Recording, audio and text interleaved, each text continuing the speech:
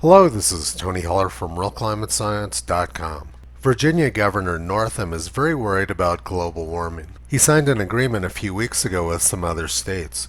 The point of this agreement was to get fossil fuel-powered vehicles off the road. Governor Northam is very worried about the global climate, but unfortunately he doesn't appear to be paying attention to the weather in his own state. Virginia wasn't prepared for the storm this week, which trapped tens of thousands of drivers in their cars for more than 24 hours.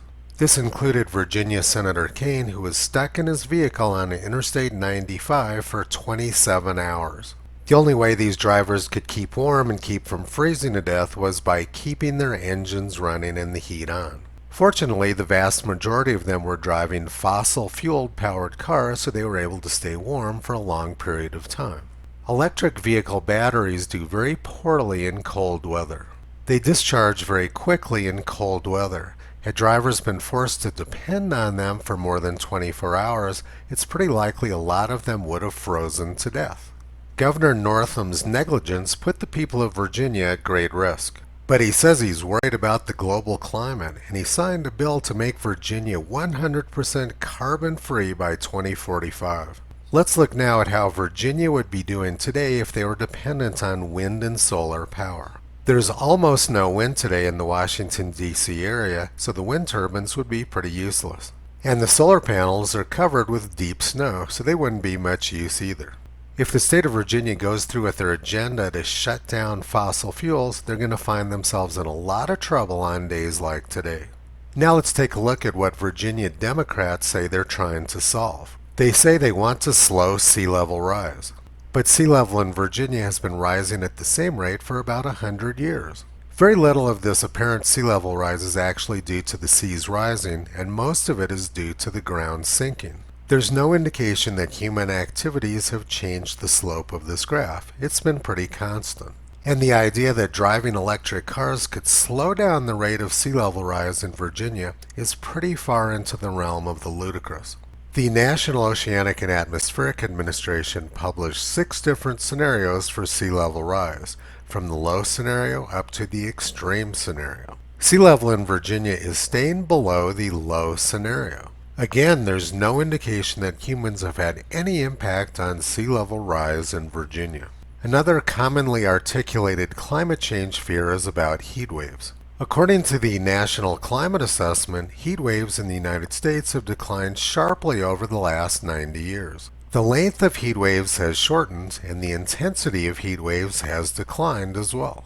The hottest temperatures in most of the United States has cooled sharply over the last 60 years. Let's look specifically at Lincoln, Virginia, which is the closest United States Historical Climatology Network station to Washington, D.C. in Virginia. The average maximum temperature at Lincoln, Virginia has dropped about 2 degrees Fahrenheit over the last 90 years. The frequency of 90-degree days at Lincoln, Virginia has dropped in half over the last 90 years. And the amount of snow received in Virginia is about the same as it was 100 years ago.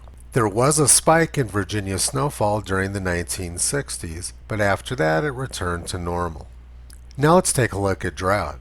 Drought is represented in this graph by the brown bars below the center line.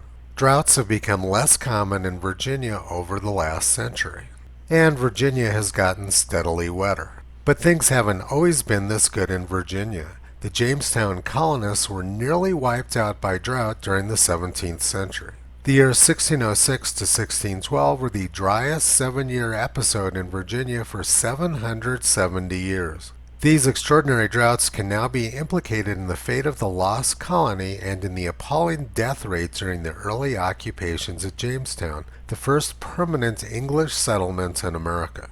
And the droughts weren't just in Virginia. They covered Mexico and most of North America. The climate of Virginia is getting better, so what is the problem which Governor Northam is trying to solve with these draconian measures? The reality is that Virginia does not have a climate problem, and there's nothing they could do about it even if there was. Virginia emits about 100 million tons of carbon dioxide every year, and that's only about 0.3% of the world's emissions. Asian countries are greatly increasing their CO2 emissions year over year. Virginia could literally drop off the map and it wouldn't make a dent in this graph of global CO2 emissions. There is a coal boom going on in China which makes everyone else's efforts irrelevant. According to the BBC, China's emissions exceed all developed nations combined. And even Joe Biden's climate envoy John Kerry admits that zero emissions in the U.S. wouldn't make a difference in climate change. China's energy boom has done wonders for their country. They've overtaken the U.S. as the world's richest country.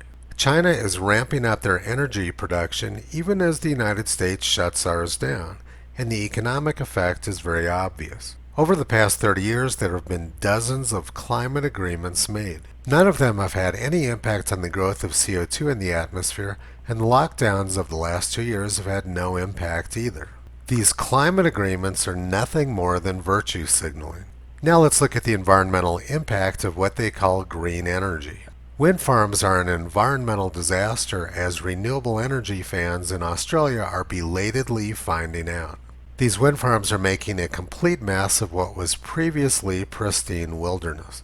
Virginia has a lot of beautiful mountains, and it would be catastrophic if they ended up looking like this over virtue signaling. Now let's look at the environmental impact of solar farms. These solar farms in China have destroyed entire mountains and are an environmental disaster. Virginians need to stop this sort of development dead in its tracks. And another hideous part about green energy is the use of child labor. Investigation finds we could be carrying electronics that contain the product of child labor. A report by Amnesty International 2 years ago first uncovered that children were mining the mineral cobalt in the Democratic Republic of Congo, or DRC as it's known. It ended up in products from dozens of companies, including Apple, Microsoft, Tesla, and Samsung. Cobalt is needed in batteries powering common devices like our cell phones, laptops, and in the growing number of electric cars. Green energy is an environmental and social disaster, and it's not reliable either. When the wind stopped and the wind turbines froze up in Texas last Valentine's Day, lots of people lost their lives in the cold. 4 years ago, Britain went for more than 9 days without any wind power. Civilization can't survive that sort of energy shutdown. Solar panels were no use either in Texas during the cold snap last year. Reliance on green energy caused a terrible electricity shortage in Texas, and at the worst of it, it cost $900 to recharge an electric car. Let's review the Virginia Clean Energy Act. It's an immediate threat to the health and well-being of Virginia residents. Electric cars don't work very well in the cold. Imagine tens of thousands of cars with dead batteries and frozen people inside stuck on Interstate 95. The bill is reckless and it isn't addressing any real problems. It's based on a misunderstanding of Virginia's climate. The climate of Virginia is much better now than it was 400 years ago. Even if there was a problem, there's nothing Virginia could do about it. Green energy is a direct threat to the environment of Virginia. It's not reliable, and as a result will prove to be very damaging to the people of Virginia. And green energy is socially irresponsible as well. That's a pretty damning list of problems. Toto hopes that the new incoming governor of Virginia can rescue the state from the irresponsible, reckless virtue signaling of his predecessor. There is a tremendous amount at stake for the people of Virginia and for the rest of the country. For more information, please visit Toto, Kyrie, and Caesar on the web at realclimatescience.com.